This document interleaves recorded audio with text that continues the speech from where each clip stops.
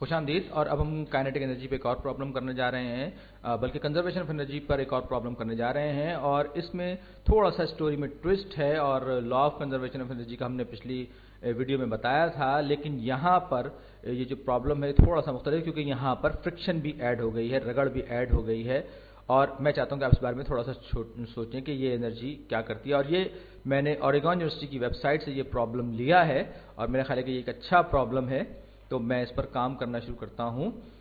इस प्रॉब्लम में मुझसे ये कहा गया है कि एक बाइक और राइडर है जिनका कंबाइंड मास 90 kg है, 90 kg है। तो ये मास बाइकर्स और बाइक यानी कि साइकिल और उस पर जो सवार है उनका जो कंबाइंड मास है वो 50 kg है। और ये एक हिल के या एक पहाड़ी की ऊंचाई से ट्रेवल कर रहा है। 500 मीटर का फासला ये तय करना है। ये एक स्टीप, थोड़ी सी झुकी हुई सी ये हिल है, और इसकी जो लेंथ है ये 500 मीटर्स है, और ये थोड़ी सी झुकी हुई है जैसे मैंने कहा। और ये इसका जो एंगल है वो है 5 डिग्रीज, बहुत ज्यादा नहीं है लेकिन ये 5 डिग्रीज है। और ये बिल्कुल वेज की तरह से है, कुल्हाड़े की नोक की तरह से है। और ये आप देख सकते हैं, ये एक हमारे पास एक राइट एंगल ट्राइंगल बन गई। और हमें साथ ही साथ ये भी बताया गया है कि जो एवरेज फोर्स ऑफ फ्रिक्शन जो कि इस बॉडी पर एक्ट कर रही है वो 60 न्यूटन्स की है। हमें इन्होंने कोफिशिएंट ऑफ फ्रिक्शन वगैरह कुछ नहीं बताया, बल्कि डायरेक्टली हमें फ्रिक्शन बता दी, जो कि इस मूवमेंट के या इस मोशन के अगेंस्ट, इसके मुखालिफ हरकत, इसके मुखालिफ काम कर रही है। तो फोर्स ऑफ फ्रिक्शन जो है वो 60 न्यूटन के बराबर है, जो कि हरकत के मुखालिफ संत में काम कर रही है, कोशिश कर रही है हरकत को रोकने की। अब हमसे ये पूछा जा रहा है कि जब ये बाइकर्स इस पूरी हिल को क्रॉस करने के बाद नीचे पहुंचेगा तो 500 मीटर के पास यहाँ बॉटम ऑफ द हिल या ग्राउंड लेवल पर पहुंचेगा, तो इसकी वेलोसिटी कितनी होगी, एंडिंग वेलोसिटी इसकी कितनी होगी जबकि ये हिल को क्रॉस कर चुका होगा। तो जाहिर बात है कि ये कंजर्वेशन ऑफ मैकेनिकल एनर्जी का प्रॉब्लम है, लेकिन इसमें साथ ही साथ फ्रिक्शन भी है, जिसको कि हम नॉन कंजर्वेटिव फोर्सेस में शामिल करते हैं। तो यहां पर जब ये एट रेस्ट था, जब ये टॉप ऑफ द हिल था, तो जाहिर बात है कि ये स्टेशनरी था, इसने जीरो वेलोसिटी से स्टार्ट किया था। तो यहां पर इसकी कुछ ना कुछ पोटेंशियल एनर्जी भी होगी। तो पोटेंशियल एनर्जी होती है मास times acceleration of gravity times height. Height इस हिल की हाइट है, तो मास इसका हमें 90 kg दिया गया है। ग्रेविटेशनल एक्सेलरेशन जो है वो 9.8 मीटर्स पर सेकंड स्क्वायर्ड होता है। और हाइट हमें नहीं बताई गई, हमें सिर्फ एंगल दिया गया है। ये जो हाइट है ये हमें मालूम करनी है, और यहां पर हम मालूम करेंगे ये एंगल के अपोजिट है, तो ये हाइपोटेन्यूस है जो इंक्लाइंड प्लेन है, और ये जो हाइट है इसकी ये इसकी SOH हम इस्तेमाल करेंगे। तो ये जो है, ये जो सेक्शन है ये वर्टिकल, ये हाइट है इसका। तो आपको पता है कि साइन जो होता है वो होता है अपोजिट ओवर हाइपोटेन्यूस, और अपोजिट हमारे पास h है, हाइपोटेन्यूस हमारे पास 500 है, तो h हो जाएगा 500 टाइम्स साइन 5 डिग्रीज। अब साइन 5 डिग्रीज मैंने पहले से कैलकुलेट करके रखा हुआ है, मैं देखूं मेरे पास है, क्योंकि आज मैं अपना कैलकुलेटर लाना भूल गया हूं। खैर, तो ये साइंटिफिक कैलकुलेटर से मालूम होता है। तो 500 साइन 5 की जो वैल्यू 0.087 ये मैंने मालूम की है।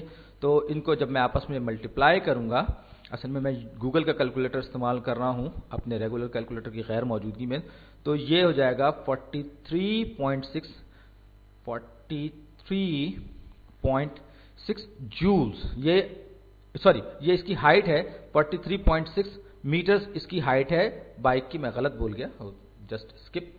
तो ये जो है हाइट इसकी 43.6। अब मैं अपना रेगुलर कैलकुलेटर इस्तेमाल कर सकता हूं, तो 90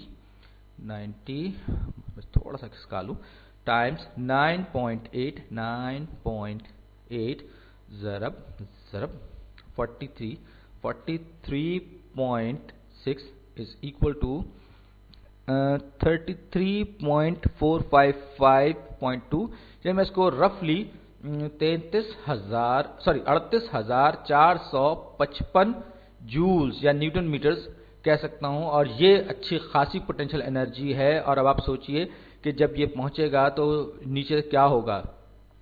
तो अब सवाल ये है कि मेरा ख्याल है आपको ये पूछना चाहिए कि क्या ये सारी की सारी पोटेंशियल एनर्जी काइनेटिक एनर्जी में कन्वर्ट होगी या नहीं। तो तकरीबन सारी की सारी होगी, लेकिन फोर्स ऑफ फ्रिक्शन भी एक्ट कर रही है इस मैकेनिकल एनर्जी के अगेंस्ट, और ये इसको कंज्यूम करेगी, यानी कि ज़ाया करेगी, और इसीलिए हम इसको नॉन कंजर्वेटिव फोर्सेस भी कहते हैं, में शुमार करते हैं, क्योंकि फोर्स को ये खा जाती है, उसको ख़त्म करने का बायस बनती है। तो चलिए अब हम अपना प्रॉब्लम करना शुरू करें। तो इनिशियल टोटल एनर्जी इनिशियल, मेरा ख्याल है इसको थोड़ा सा मैं इसको चेंज कर लेता हूं। इनिशियल टोटल एनर्जी, जो कि इनिशियल एनर्जी वो बराबर होगी एनर्जी वेस्टेड, यानी कि वो एनर्जी जो कि फ्रिक्शन की वजह से जाया हुई है, energy wasted from the friction, wasted by the friction, या फ्रिक्शन से जाया होने वाली जो एनर्जी है वो, प्लस काइनेटिक एनर्जी जो कि फाइनल टोटल एनर्जी जो है, जो कि इस सिस्टम की। तो initial energy total kinetic energy है, क्योंकि जो बॉडी थी या जो बाइक थी वो एट रेस्ट थी, और ये 38.5 रफली 38.5 किलो जूल्स थी। तो मैं इसको किलो जूल्स में लिख सकता हूं।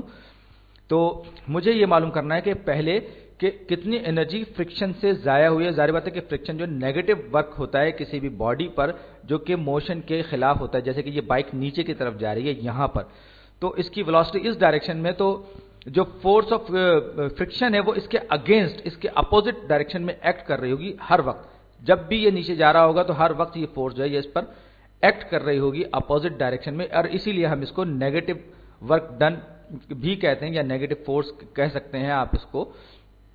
तो energy initial EI is equal to work, जैसे कि मैं थोड़ा सा सही कर लूं, प्लस मैं इसको इस तरफ ले आया, work done by the friction, यानी नेगेटिव वर्क, याद रखिए ये नेगेटिव वर्क होगा, is equal to final energy. अब मैं इसमें सारी की सारी जो फोर्स ऑफ फ्रिक्शन है वो मैं रखूंगा यहां पर, क्योंकि वर्क जो होता है वो फोर्स टाइम्स डिस्टेंस होता है। तो इनिशियल एनर्जी मुझे मालूम है जो कि 38.5 रफली 38.5 किलो जूल्स है, और फ्रिक्शनल फोर्स का वर्क कितना है, 500 मीटर्स का डिस्टेंस है, और जो फोर्स है हमारे पास वो 60 न्यूटन्स की है। तो अब यानी कि मैं इसको लिखूंगा माइनस लिखूंगा, याद रखिए, क्योंकि ये नेगेटिव डायरेक्शन में है, यानी अपोजिट डायरेक्शन में। 60 times 500 is equal to final energy. पता नहीं क्यों मैं बार बार काट रहा हूं, मेरा दिमाग थोड़ा सा गड़बड़ कर रहा है। खैर, अब मैं इसको मल्टीप्लाई करूंगा तो 6 पंजे 30, ये हो जाएगा 30,000 का मतलब 30 किलो जूल्स। तो 30 किलो जूल्स में को मैं माइनस करूंगा 38.5 किलो जूल्स में से, तो ये तकरीबन मेरे पास 8.5 जूल्स आ जाएगा। लेकिन मैं एक्यूरेट फिगर अपने ऑफ द स्क्रीन कैलकुलेटर से निकाल लूं तो ये बनेगा 8,455 जूल्स, जो कि मेरी फाइनल एनर्जी होगी उस बाइकर की, यानी कि ये फ्रिक्शन से होता हुआ ये फ्रिक्शन एक्ट कर रही है, और ये जब ग्राउंड लेवल पर या सी लेवल पर पहुंचेगा तो ये यहां होगा। अब काइनेटिक एनर्जी का फार्मूला क्या है, हाफ mv², क्योंकि यहां तक पहुंचते पहुंचते सारी की सारी पोटेंशियल एनर्जी इसकी खत्म हो गई होगी। तो हाफ mv² मेरे पास है, तो मास मेरे पास 90 kg है, और 90 को जब मैं 2 से तकसीम करूंगा 45 हो जाएगा। दोनों साइड्स को मैं 45 से डिवाइड करूंगा तो 8455 को मैं डिवाइड करूंगा 45 से, तो v² मेरे पास हो जाएगा 187.9, और इसका अब मैं लूंगा स्क्वायर रूट, ये स्क्वायर रूट लिया इसका 13.7, यानी ये जो बॉडी है या ये जो बाइकर जो है बाइक समेत, इसकी फाइनल वेलोसिटी मेरे पास होगी 13.7। उम्मीद है कि आप इसको पढ़ सकते होंगे। तो ये जो है 13.7 मीटर्स पर सेकेंड है, जो कि ये एंड पर बिल्कुल होगी। और आप देख सकते हैं कि यहां पर पूरे का पूरी जो पोटेंशियल एनर्जी है वो काइनेटिक एनर्जी में तब्दील नहीं हुई, बल्कि अच्छी खासी एनर्जी जो है वो फ्रिक्शन के जाया हुई, और वो कहीं गायब नहीं हुई, बल्कि वो हीट की फॉर्म में इधर उधर एनवायरनमेंट में वेस्ट हुई है। यानी एनर्जी तो कंजर्व रही है, लेकिन फ्रिक्शन ने अच्छी खासी एनर्जी को काम में इस्तेमाल होने से रोक दिया और उसको हीट की शक्ल में जाया कर दिया। और हो सकता है कि ये हवा की वजह से हो रहा हो सकता है कि खड्डे हों यहाँ पर, फ्रिक्शन हो, तो ये सारी की सारी चीज़ें जो है इसकी वजह से हुई हैं। बहरहाल उम्मीद है कि ये प्रॉब्लम आपको पसंद आया होगा, मैकेनिकल एनर्जी के कंजर्वेशन का प्रॉब्लम जिसमें कि फ्रिक्शन इन्वॉल्व है। अगली वीडियो में मिलते हैं, शुक्रिया।